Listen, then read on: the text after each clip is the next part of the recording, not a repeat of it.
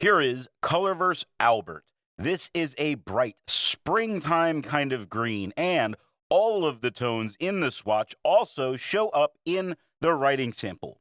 This is a very consistent tone as the paper changes. The tones remain the same.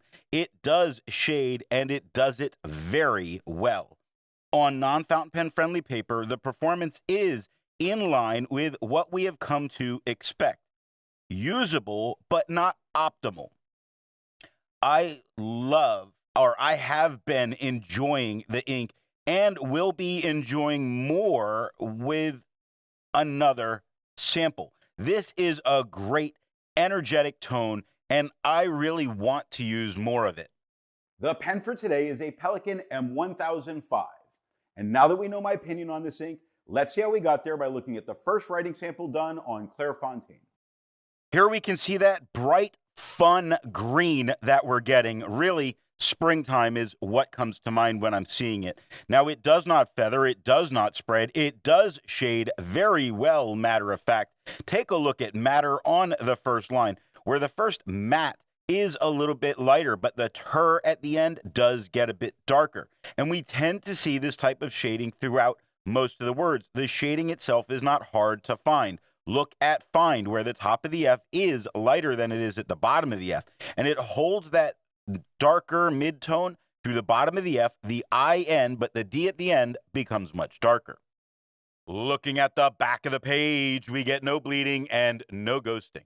More than one ink. So let's take a look at a few other inks. Here is Colorverse Ginkgo Tree.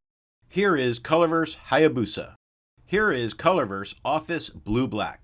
Here is Colorverse Soul. The second writing sample is done in a Portage Reporter notebook. Here we see the same tone as the Clairfontaine.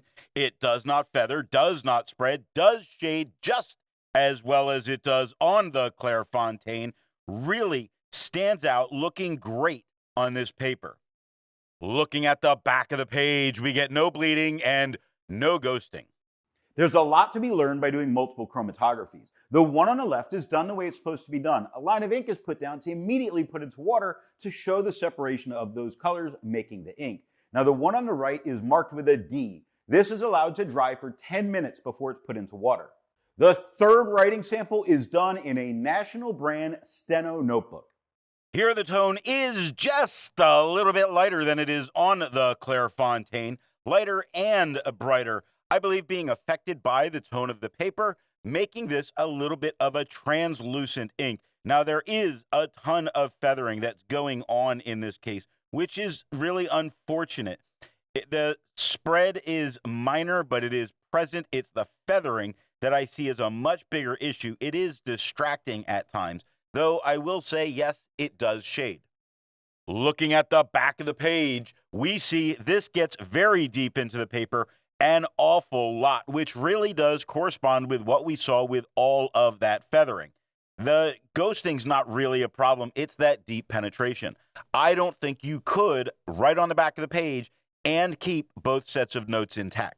Resistance tests are done to see how well this ink can be expected to perform on the page, and more importantly, how hard it may be to clean from your pen. Now, the smear is allowed to dry for 3 days before testing it. In the upper left, you can see where there is highlighter. In the upper right, that is pen flush. The lower left has a 1/3 bleach solution, and the lower right has plain old water.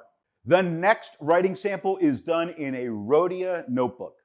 Here we get the same tone as the Clairfontaine. It does not feather, does not spread, does not shade as well as it did on the Clairfontaine, but it does shade fairly well. Not as large a difference between its lighter and darker tones, which is really what's happening. But if you take a look at Find, you can see it did the same thing as Find on the Clairfontaine, where the top of the F is lighter than the bottom of the F, but it lightened up into the IN with a much darker D at the end. Most importantly, I think this stands out against the quad rule without any kind of a problem, making this a good ink if this is the paper you tend to go for.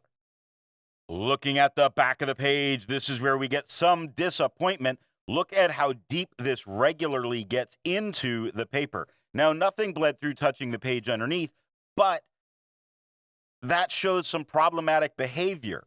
I do think you could write on both sides of the page, but this, again, is red flags. With over 1,000 inks reviewed, let's take a look at a few more green inks. Here is Califolio Vert Moyen. Here is Diatramentis Louis Pasteur Sahara Gray. Here is Diamine Magical Forest. Here is Noodler's Sequoia. All of the inks that you just saw have a review here on the channel. Now, the next writing sample is done in a composition lab notebook. Here we get a tone that is just a little bit lighter and flatter than it was on the Clairfontaine, though still giving a very lively green on the page that does not feather, does not spread, does shade, but nowhere near as well as it has on some other papers. However, I think if you're a student using this, you are choosing a really good ink and paper.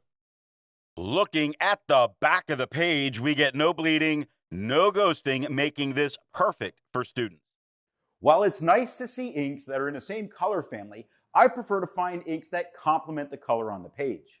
Here is Diamine Citrus Ice. Here is Sailor Shigur. Here is Noodler's Black Eel. Here is KWZ Iron Gall Red No. 1. The best way you can support this or any channel that you like watching is to alert the retailer of where you saw the product at time of purchase. Now, the last writing sample is done on 20-pound copy paper. Here we can see that the tone is a whole lot lighter and brighter. It's almost towards a neon green on copy paper. There is some minor feathering that's going on. There is some spread. Now, the spread can be expected. This doesn't tend to feather as much as a brand for paper, which is why I tend to choose it. There's minor bits of shading, but the feathering is the thing that draws the most attention to me. Looking at the back of the page, there's no writing back here. It got entirely deep into the page.